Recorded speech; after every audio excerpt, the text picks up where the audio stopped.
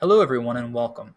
In today's lesson, we're going to be focusing on the beginnings of Chapter 5, which is the Enlightenment. You can kind of think of the Enlightenment as the bridge of this unit, linking the age of absolutism and the rise of powerful governments and powerful monarchies to the eventual French Revolution, where you have regular citizens and normal people rising up to topple the aristocrats and overthrow the monarchy from within.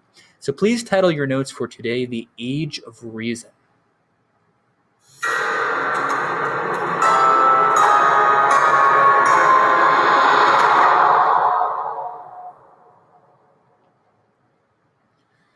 So, just a little bit of background information. So far, we talked about the scientific revolution and the innovations that really came with it. People questioning astronomy, mathematics, science, and ultimately starting to reevaluate society as a whole. Thinking to their religions and how religion has led to warfare and strife and turmoil. Thinking about their economies and do they want social mobility or the ability to make more money in their lives rather than being in this stagnant situation where you're basically born into the same social class that you die in. Education, should educational opportunities be available to more people? And how can education provide a path to making more of yourself in the future? And most importantly, government. Throughout the age of absolutism, many people felt as though monarchs had become cruel and oppressive, and that's going to inspire Enlightenment thinking in this reevaluation of what government is meant to do. So, the Enlightenment period as a whole is about stressing reason and the power of individuals to solve the problems that are before them.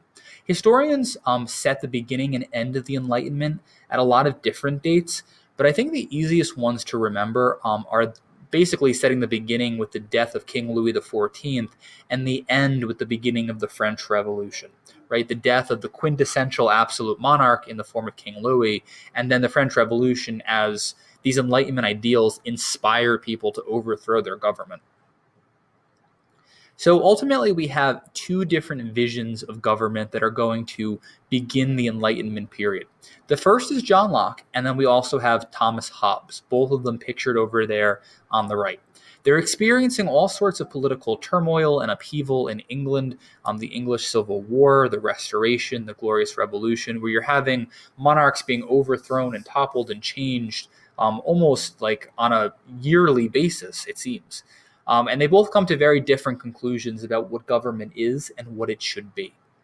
Thomas Hobbes writes Leviathan in 1651, arguing that people are naturally selfish and self-centered. He argues that a strong government is needed to prevent the world from falling into war and chaos.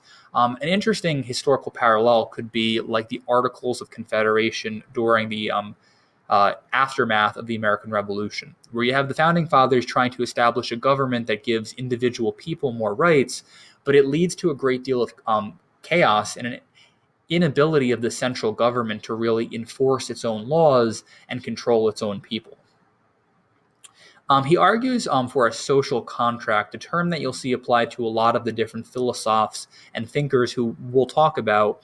He starts saying that citizens need an absolute monarchy for law and order. In this social contract between citizens and rulers, the absolute monarch has complete control or authority, but in exchange, people are protected. So that's kind of like the contract between the two of them.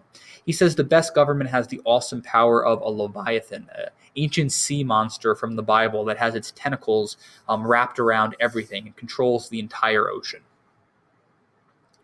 John Locke says that people have the ability to govern themselves in the form of what he says are natural rights.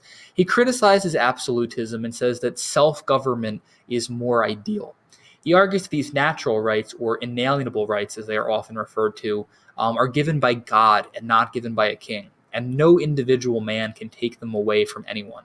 He describes them as life, liberty, and property, though Thomas Jefferson will change property to the pursuit of happiness in the Declaration of Independence during the American Revolution. And ultimately, Locke argues the purpose of government is to protect people's rights. So this leads to some radical thinking, depending on what you define radical as. But the idea of Locke is that if a government is failing to protect your natural rights, citizens have the ability to overthrow it. And this is enshrined in our Declaration of Independence, arguing that people have the ability to overthrow any oppressive monarch or king if they do not have the citizens' best interest at heart. And this will become a central idea in the American Revolution, 1776, as well as the French Revolutions beginning in 1789 that we'll cover in our course. Last thing for today, the epicenter of the Enlightenment will be in France, where we have these so-called philosophes coming together to discuss politics and ideas and social issues.